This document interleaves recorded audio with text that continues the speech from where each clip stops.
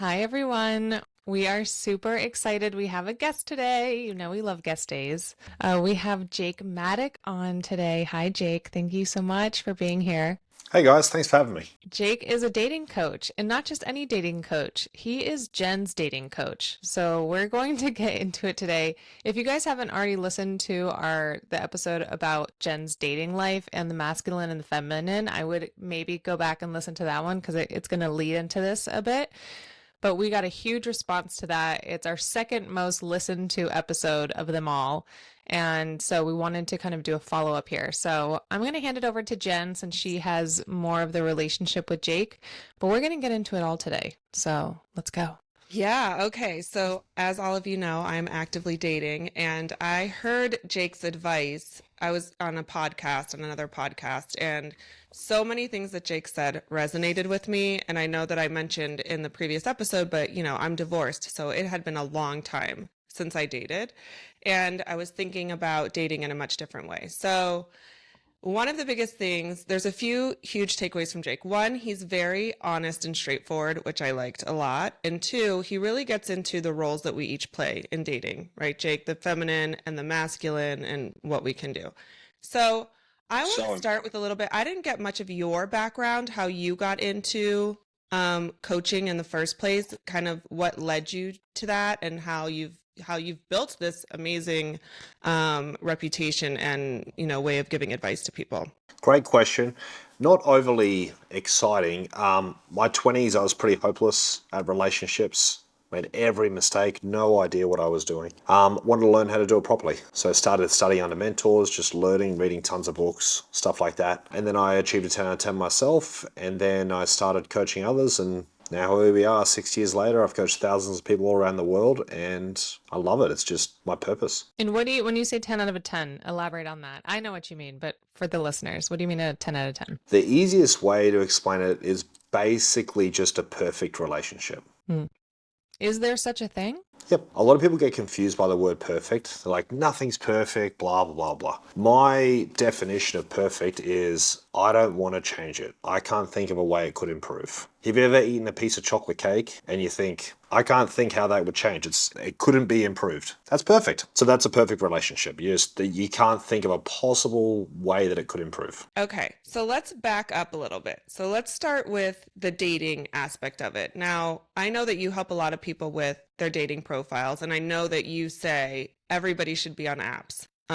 Because That's dating. I probably shouldn't be on the apps since I'm married. Yes, that's true. Okay. yeah, Just wanted to clarify in case, I was missing something.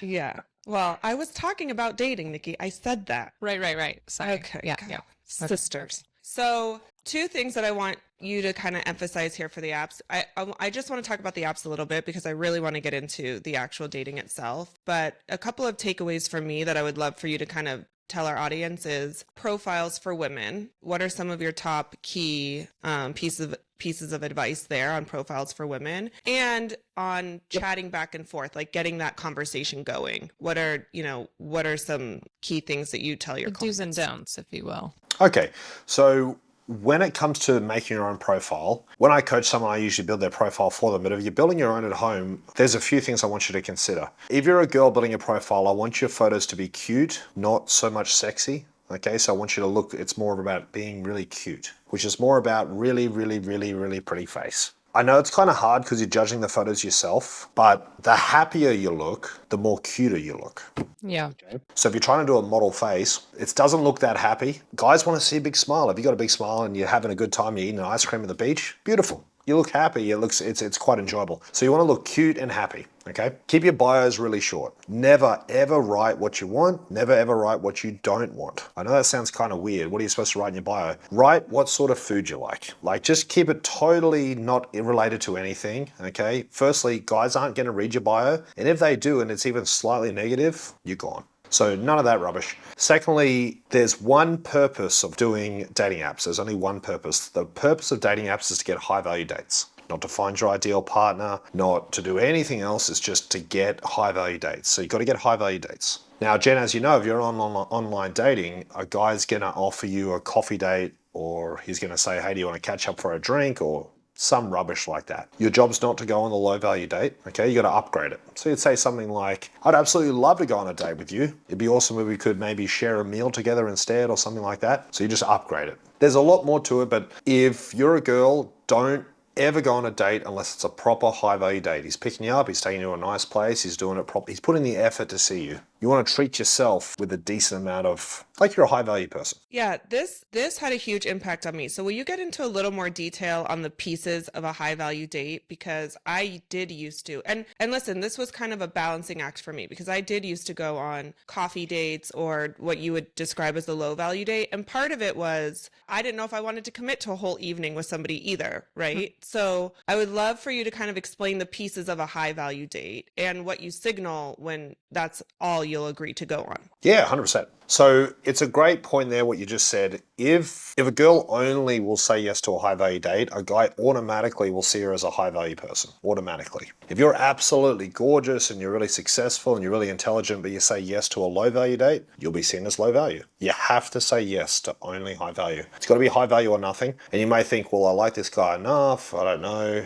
You got to give it a proper shot or don't go. There's a few things you can do before a high value date to see if they're the one. Do a FaceTime, do a phone call with him first, talk to him for a week, see how it feels. You should be a good enough judge of character after the FaceTime to sort of, that it's half decent. Now, as far as high value dates, there's 4 parts to a high value date. The guy asks the girl on a date, okay, he comes and picks her up, opens the car door for her, all the chivalry stuff, and then he takes her to do some sort of activity. Now, an activity on a date can be really fun. A million different activities to do. Mini putt-putt, axe throwing, go on a boat, I don't know, million activities, which makes the date really enjoyable. Instead of just going out to dinner, it can be a little bit boring if it's just dinner. And then he takes you out to dinner. The guy pays for the date every time, okay? He's a good conversationalist. It goes fantastic. And then he takes you home and hopefully he did a good enough job that you want to kiss him. Oh, are we kissing on the first date? If I took a girl on a date and she didn't kiss me, I wouldn't talk to her again. Okay, because my husband, who I think we probably have a 9.5 out of 10. Okay,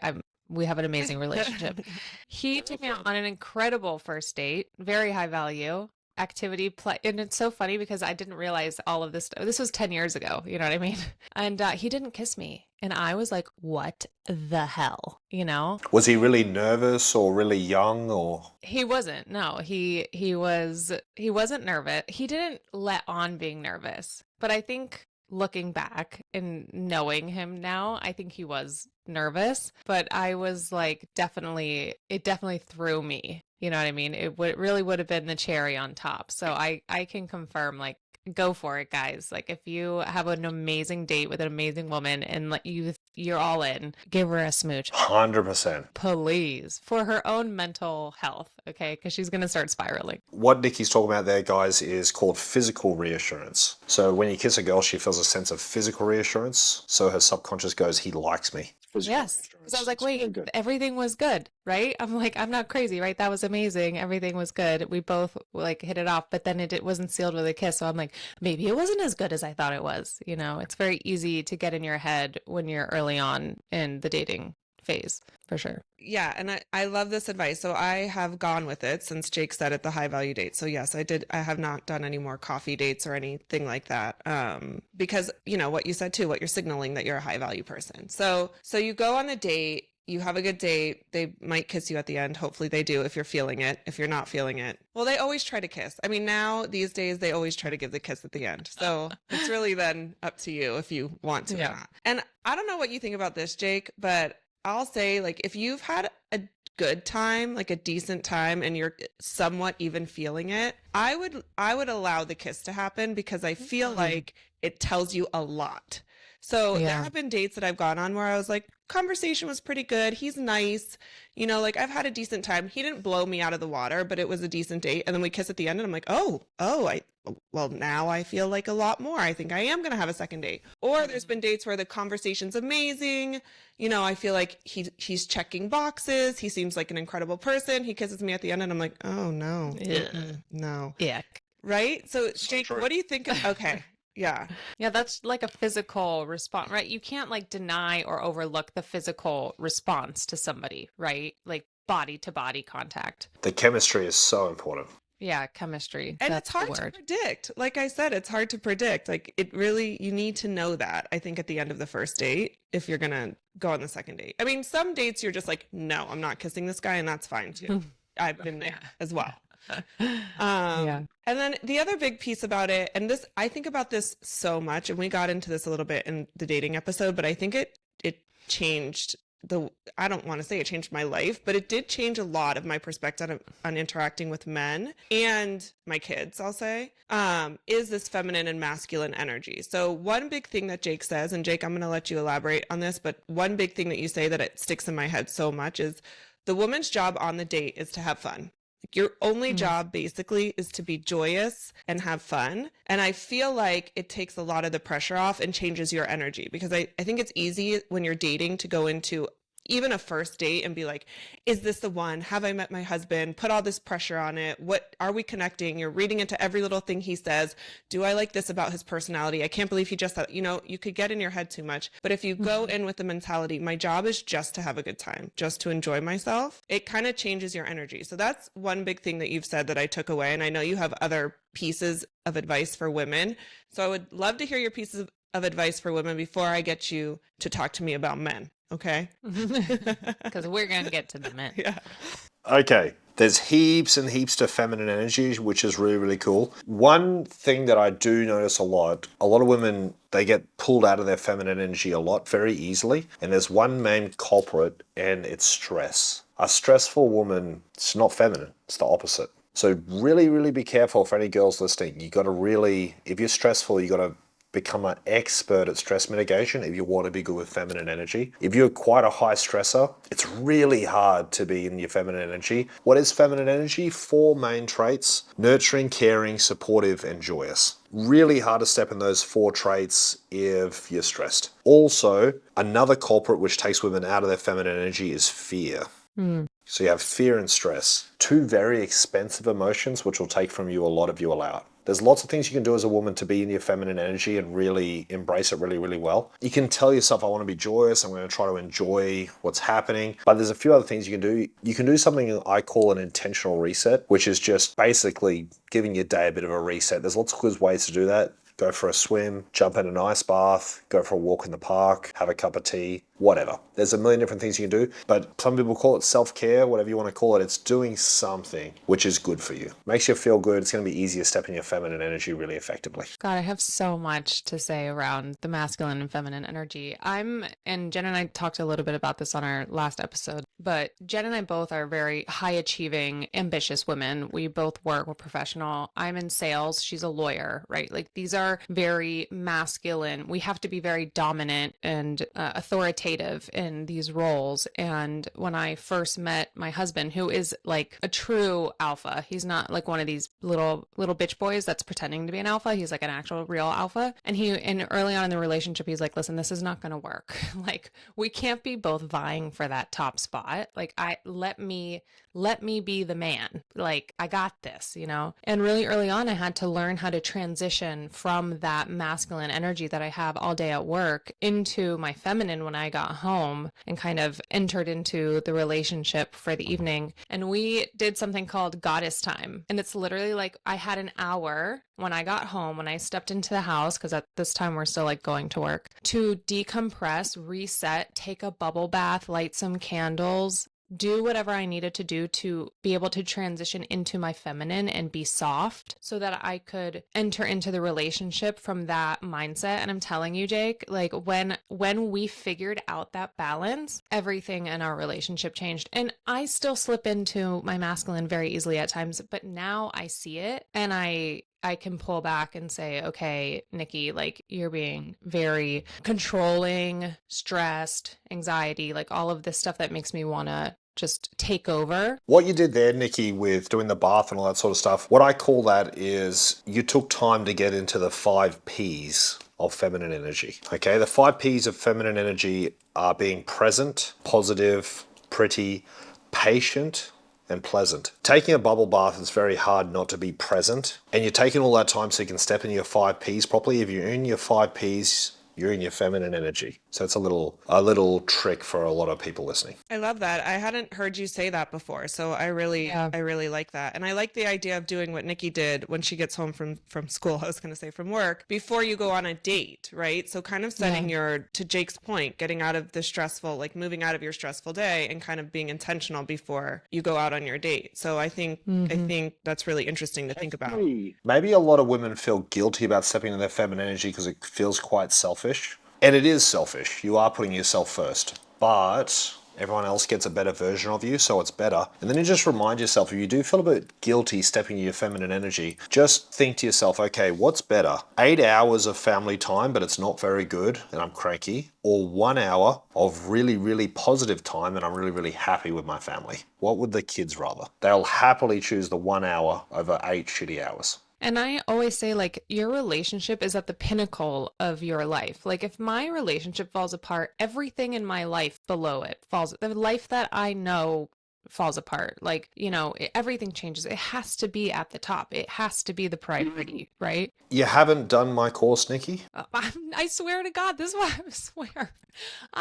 This is what I was. So one of the things I teach, Nikki, a lot is my triangle method. So you got your relationship at the top and you on the one side and your partner on the other side. And you always do what's best for the top of the triangle. Yeah. You're saying a lot of the stuff that I teach already, just naturally. It's quite impressive. No, that's why when I listened to your episode with Kristen Cavalier, I'm like, I was texting Jen, I'm like, this is weird, because I swear I've been saying this. But it's true, right? So you can't feel selfish when you're when you're doing something that's going to have a ripple effect on the rest of your life, right? Like when you are in your best self, best mode, like it, and the mother, especially the mother role in the household, kind of, we affect and dictate so much of the energy in the entire house. So how can it be selfish to do whatever it takes to put us into that mindset, That's right. So on that path, say a guy's listening to this and his wife isn't being very selfish and she's a real people pleaser and she's putting everyone else first. What should he do? Yeah, he has to create the space for her to allow her to be able to do that. Will that be enough for her to take it though? Yeah. He's got to encourage her to actually. He may have to get a little bit bossy and say, you need to go and do your self-care stuff for an hour. Mm-hmm. Yeah. Girls get guilty. You kind of have to say as a guy, you got to go and do this. Go and have your bath. Go for a swim. Go for a walk in the garden. You got to do it. You got to, if you're a guy listening to this, you got to push the girl to do self-care because girls want to put everyone else first. That's natural for a girl to do. You got to push her to put herself first, yeah? Yeah, so that's kind of a perfect way to open the door to the masculine energy. So we've talked about how the woman needs to show up on a date. I would love to hear, how you view a man, how he should show up on a date, and how, those two energies interact with each other. Yeah, 100%. So masculine energy, he plans the date, he executes the date, he asks the girl on a date, he takes her on a date, he pays for it, he does everything. He shows up with an ambitious, decisive, positive type attitude and leads the situation all the way through. So we have the 4 traits of masculine energy are leadership, ambition, protectiveness, and decision making, decisiveness, okay? Or LAPD. Cute. I don't know if that's good abbreviation or not, but it's a good way to remember it. So a guy's going to be a great leader. Now, you got to always remember, guys, what is a leader? A leader isn't someone who's, bossy britches. A leader is, he has everyone's best interest at heart. Okay? He wants to lead the relationship to success, wants to lead the date to success. He's serving the relationship. So leadership's really good. A guy's on the date's also going to be ambitious. Okay. He wants to do a high value date. He's going to put in the work because he wants to achieve the goal properly. He's going to be decisive. Okay. He won't go, oh, I don't know. Where do you want to go? And why is that an immediate turn off? I'm immediately annoyed. Indecisive. It's if he's not decisive, you see him as a weak partner who is unsafe. Yes, yeah. I'm like, this guy's not going to be able to carry his weight in the partnership of life if he can't even make the decision on where to go to dinner. Correct. The only wrong decision is indecision. Yeah. So guys, any men listening to this, there's 2 paths to decision making. Being particularly decisive isn't just about making decisions quickly. So yes, make decisions quickly. But the second part of being decisive is you got to stick to the decision and not regret it. If you make a decision quickly, but then you regret it and try to change your position, that's the opposite of being decisive. So you got to stick to it and go, we're going to go and get noodles, and then say, that was fantastic. I'm glad we got noodles. Yeah, you got to stick to it. You got to own it. And obviously, he's also going to be protective. So he's going to walk closer to the road. He's going to open the door for you. He's going to treat you like a princess, basically. I was telling Nikki this in our dating episode that one thing that gets me every single time that's so attractive to me is when, if I happen to be walking on the outside of the sidewalk by the road, he moves me to the inside. I'm just like, take me home right now. That's it. Just move me to the inside. It is that protection but I mean, I've had maybe one man do that. Most men do not do that. My husband did that when I don't know how I feel like we fell into this. We lucked into it, but he does that. And the first time he ever did that, I'm like, what are you doing? And he was like, I always walk on the outside. And I'm like, okay, weirdo. But now I'm like, oh, cute. Okay.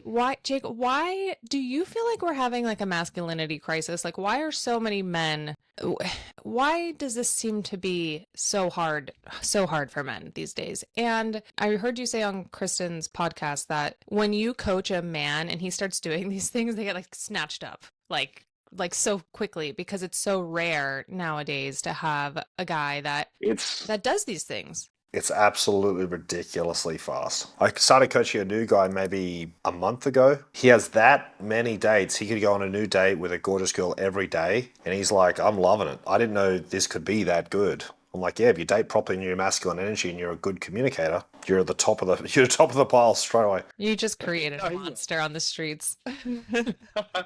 It's so crazy once you do it the right way. Is there a what was the question? Is there a lack of masculinity or a masculinity crisis? Yeah. It's a learned skill. One thing that it's very important for everyone to remember, men want to be masculine and women want to be feminine. Well, at least the majority of men and women want to be in their natural energy because it feels good. But how do they do it? Like, I've got our wires crossed or something. Yeah. My mum was masculine, my dad was feminine. I didn't know what to do. That put me on the wrong track for many years. But it's a learned skill. It's just a learned skill. So anyone listening, doesn't matter where you're at right now. I don't care if you're 55 and you're stressed. You can still embrace the right energy and own it and feel absolutely fantastic and feel amazing in your own skin. Okay, so it doesn't matter where you're at right now. It's a learned skill, just like opening the door for a girl. It's just a learned skill. No, I will say that's true. I think I've learned all of this. I mean, I was curious and kind of going down the path of feminine energy before I found you, Jake. But I think once I really started listening to you and how you, not just listening, but you have workbooks that you provide, you have materials I've read, everything you sent me. I really like it. I had been curious about the feminine energy, but the way you put it all together really kind of helped me gel it all together. And it's completely different than how I approached my marriage. And for me, I knew I needed to take a look at the role that I played in my previous relationship and why it didn't work out the way that I wanted it to. And so when Jake says, whatever age you are, you can change it. Everybody knows I'm 40. I'm very open about my age. My approach is completely different than it was. I was 24 when I met my husband at the time. And I say this all the time. What I did as a 24-year-old woman to attract a man, and what I do now is completely different. So I think, yeah, you can definitely change it. And I think about everything Jake says a lot when I date. So Jen, we also have to start teaching our sons now. Jen and I both have sons. It's like, I think about this all the time. I'm raising my son for his future wife. Like, I'm already on her side, I love that. So I like to think of a few analogies. I love an analogy. Drop them. Yeah, who can embody masculine energy really well? When I really stop and think about it, who embraces masculine energy really, really, really well, and he's very solid. He's not flashy, he's solid, reliable. I think Santa Claus. It's who comes to mind. I just think of Santa Claus. He's reliable, he's solid, he's a good leader, he's ambitious, he's protective. And Mrs. Claus is happy. She's just putting around, jolly as hell. Oh, 100%. He's not going to let you down. That's amazing. Yeah, I really love that. I guess my biggest question is maybe you think you found a man in his masculine, right? So he is exhibiting these qualities that you're saying, and love bombing can kind of be part of that, where they're being, confident and they're telling you how they feel and they're taking you out on dates and they're kind of like, listen, when you say it like this, like outside of the situation, I think to myself, oh, it'd be really easy to see. But when you're in it, it is kind of hard to see and you can get swept up in it. So I guess my questions to you are, how can you tell when you're in it? So there's really one great identifier of what love bombing is compared to genuine interest, and that's the time standard. Okay, so a person who's love bombing, they're very, very future focused, so far future focused that it's not great. They're saying they love you before they met you. They're saying they want to marry you before they met you. Like, they're so future focused. Genuine interest is about the present. A masculine guy who's solid will maybe talk 2 weeks in advance. That's about it. If he's saying what he wants to do more than 2 weeks in advance, it's a sign of immaturity and danger. Okay, so watch out for that one. Red flag. Yeah. 100%. So there's a few things you can do to get around that. Any guys watching and girls, it's important to recognize time over time. Okay, time over time means doing things at the right pace. So for the first month of dating someone, you see them once a week. You could talk every day between the dates, but that once a week date for the first month is going to give you time over time. So how you feel about that person and what you know about that person go up at the same rate. So it's really, really healthy. And the other thing to look out for, you want to see the actions and the words at the same level. Okay, if the words are really, really good and the actions are just okay, that's no good. Okay, it's got to go up at the same rate. Both are very important. That's genius. Yeah, that makes so much sense. Yeah, I like that a lot. Someone's talking about 20 years in the future, Jen, it's like, but you barely know me. Yeah, and that's always that's a clear red flag to me, of course, when they talk far in the future. I think one thing is that actions and words. In my situation, in my recent, go ahead. There is another one which you could look at if he is not too future focused, but he's being super lovey-dovey in the moment. He could be overwatering. What's that? So anyone listening, you're better off, you can overwater someone like you'd overwater a plant and give them too much. Someone's better off slightly thirsty than slightly drowned. So slightly underwater. Now, how do you know whether you're underwatering or overwatering? He should be judging how the conversation's going and try to reciprocate the energy. We've all talked to that one person before and you send one line and they send 10 paragraphs and it's not reciprocated. Okay, so the energy should be going back and forth at a good level. If you're giving one type of energy, Jen, and he's like Romeo and you're like, what? That's not really where we're at in the conversation. That's not great either. It should be reciprocated. Mm-hmm. Yeah, I like that. Interesting. And I think, and as you talk, Jake, there were things that I should have noticed. Like as Jake's talking, I'm like, yeah, there was this little hint here and there was this little hint there, but I got swept But you almost away. like want to believe it, right? So it's hard to pick those up when you're in it because you want to believe you're getting swept up by this Prince Charming, so I can see how it's hard to keep a clear head when you're in the middle of it all. It can become like really overwhelming.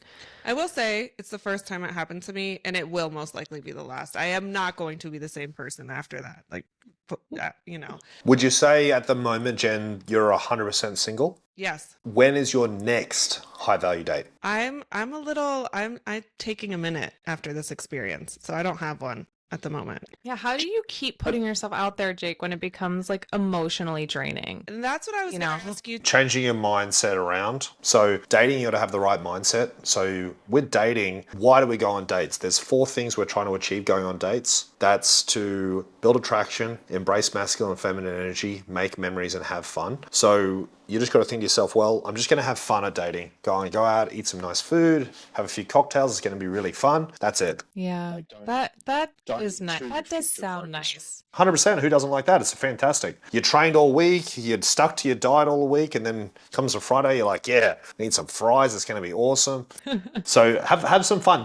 Who cares who you're sitting beside? You're just going to have a blast. And then before you know it, you're like, damn, this person's a 10 out of 10. Maybe I should lock this down. You should just date Jen with like zero intention of it going anywhere. Well, I like this. You'll be pleasantly surprised. I have to go back to basics, but part of it, Jake, I will say part of coming out of this experience was like a little bit of lack of trust in myself, like, oh, Jen, you misread this situation so deeply that now I don't know if you know how to read any situation, And so I think just sure, that puts a level of pressure on me if I start thinking like that. So kind of going back to what you just said, don't worry about, Jen, are you reading things wrong or can you judge things? Just go have fun. Like, just go back to basics, which is how I started this whole episode. But it's hard once you get caught up in these certain situations, Is there any plan Bs in the background? Yeah, I mean... Plan Bs will automatically prevent you from achieving a plan A. Oh.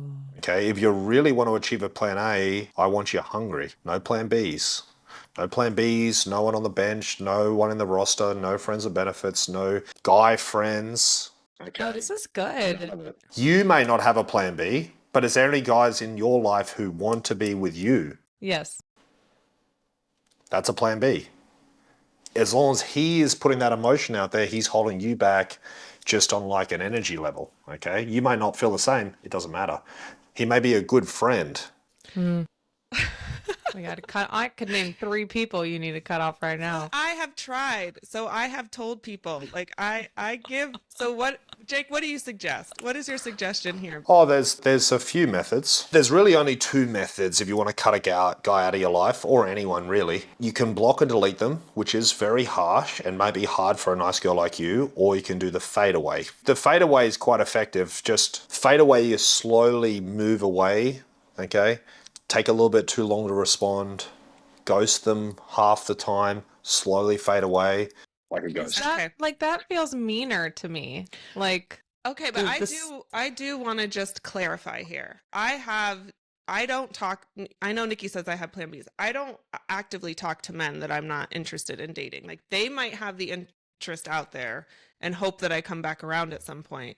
But I will say in my defense, like, I do cut off communication and I say, I don't think. No, you've been very clear. It's just these guys are freaking persistent. Block and delete them as well, Jen. If you don't like a guy, block and delete him. Delete him completely, block him so he can't contact you. Okay, that's the last step. Yikes. But otherwise, I will say, like, because I do believe in energy of the universe, and I do believe that if I have plan Bs out there, you're telling the universe you're not ready for the one, and I don't want to close that door. So I agree with you. I think the block and delete is the last piece, because I do try. It is really important for me to be honest with people and authentic and say, I'm not interested. I don't want to lead anybody on. I don't want to put that energy out there. Another thing that you've said too, and it's a nice way to put it, is you don't want to hold anybody back either. Like, Jake says, the nicest thing you can do is let them go if you're not interested in them, and let them go find their 10 out of 10. So if you want to look at it that way, if you're like, oh, fading away or blocking is mean, you could flip it and say, no, I'm being nice. I'm letting them go find their 10 out of 10, letting them No, that's such a good point. You drive these guys crazy, Jen. Put them out of their misery. Well, you know how you say finding someone in their masculine is hard? I think you're a little joyous and a little nurturing, and the men love it too. It works both ways, So yeah. A guy will step into his masculine energy so fast if you're in your feminine energy. And vice versa, right? Vice versa, yeah. It works so well together. So there's 2 people in a relationship. So if a woman's in her feminine energy, the guy's in his masculine energy, just by default, it's almost impossible. It's so lovely to be around a girl in her feminine energy. The guy just bangs straight into it. Man, okay, something that I think is so important in a relationship, and I sometimes have to remind myself of like what I know to be true, because I feel like sometimes I do feel guilty about it, or I don't know, is like getting dressed up and pretty. And I feel like people are so like, a lot of people have become really lazy and sloppy in their dress because everyone's working from home. And I'm like, guys, get dressed up. Like, I 100%. A lot of disgusting animals out there. But like, seriously, I'm like, listen, it's not even vanity. I feel like it's respect for yourself and the relationship. Like, I talk about like, just I prance around the house like a little like happy cute bunny, and the response I get from it, I'm like, girls, like, come on, I don't know. That's something for me that I think is so lacking right now. Well, this takes us into another thing that Jake says that I would love for Jake to elaborate on is Jake, you talk about attraction kind of being like a scale, and how you're always either building attraction or lowering attraction. So will you talk to us about that a little bit? Because I feel like that's kind of what Nikki's touching on in what she's saying. Yeah. Yeah. So every single thing you do and every single thing you say makes attraction in a relationship go up or down. Every single little thing. We want to constantly be looking and thinking to ourselves, how can we raise attraction up? Going on a date, doing little things like that. There's lots of things which make attraction go up. Affection, intimacy, all the sender things. There's lots of things which make affection go down. Attraction go down, like arguing, low integrity behavior, not looking after yourself and being a disgusting slob. All those things make attraction go down quite dramatically. I love how blunt you are, because it makes me like feel less blunt. So it's wonderful. And a lot of girls get confused about what guys want to see as on dates as well. So girls, what do you think a guy wants to see you wearing as far as makeup is concerned on a date? I think like natural and pretty, but still makeup. What does that really mean, though? Like not overdone. Specific? Yeah. I think like guys get, if they can, guys are so cute. Like they think, oh, she looks so natural. She looks like she's not wearing makeup, but she's actually she just has done it well. I'll just make it really, really simple. Guys want to see red lips and red cheeks. Whoa, cute. Oh. That's it. Guys want to see red lips, they want to see red cheeks. Does that like have something to do with like fertility? Yes, correct. Interesting. It's a biological thing. So all these stupid magazines try to look natural, throw all the magazines out. Guys want to see red lips, red cheeks. Very, very, very attractive. So don't feel bad. Like put it on. It doesn't have to be red. Like, you know, there's all the different ranges, pink, whatever. But you want to look like you got some flush and, you know, nice lips. Very attractive. That's the goal. In my experience, there's always comments on the lips every time. Well, Jen, you are not a normal human. Well, I'm just saying. That's not even a fair comparison. Jen has the biggest natural lips in the world.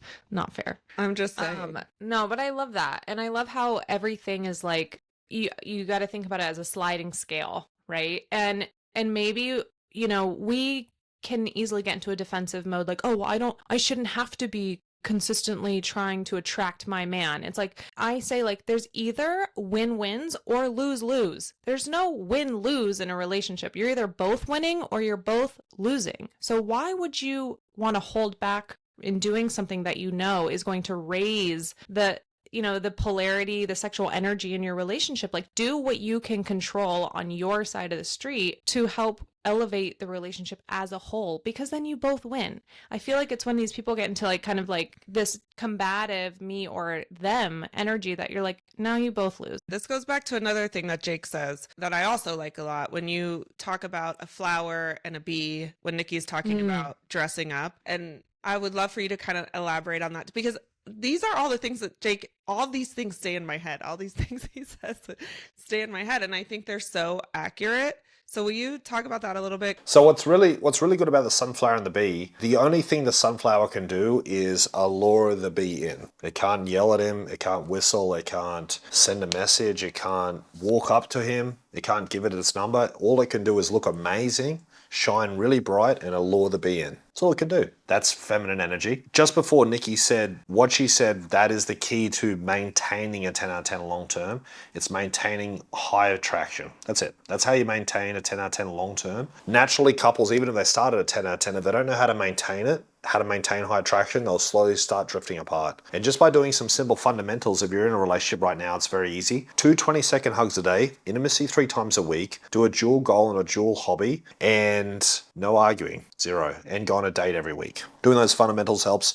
And if you're in your head and you've been an absolute little toddler, just immature, just an absolute idiot, and you want to change your mindset, think to yourself, because you get in that mindset and you think, I'm being disrespected, why should I do this? And you're acting like a little kid. Instead think, remember the triangle method. What can I do right now which is best for my relationship? What can I do what's best for my relationship right now? It'll drop the ego away and you can put that bad attitude behind you, take off your cranky pants, get changed, and go and give your partner a hug. The triangle method saves it every time. Mm-hmm.